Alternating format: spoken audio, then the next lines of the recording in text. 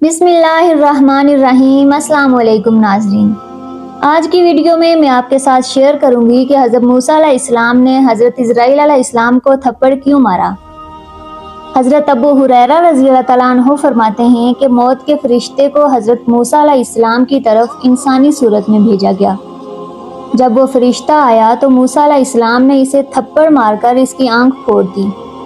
وہ اپنے رب تعالیٰ کے پاس واپس گیا اور عرض کیا، اے اللہ، تو نے مجھے ایسے بندے کی طرف بھیجا جو مرنا نہیں چاہتا۔ اللہ تعالیٰ نے اس کی آنکھ درست فرما دی اور فرمایا، ان کے پاس دوبارہ جا اور انہیں کہہ کہ اپنا ہاتھ کسی بیل کی پشت پر رکھیں۔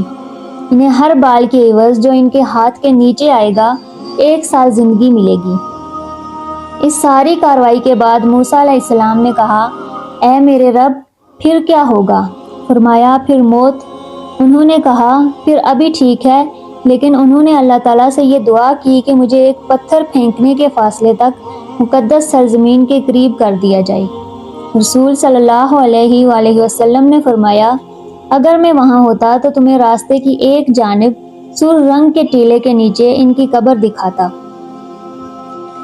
ایسا کیوں ہوا؟ اس بارے میں ابن بطال رحمۃ اللہ لکھتے ہیں کہ اصل میں اللہ تعالیٰ نے فرشتے کو حضرت موسیٰ علیہ السلام کے امتحان کے لیے بھیجا تھا، نہ کہ موت کے لیے۔ اگر آپ کو آج کی ویڈیو اچھی لگی ہو تو لائک، شیئر اور سبسکرائب ضرور کیجیے۔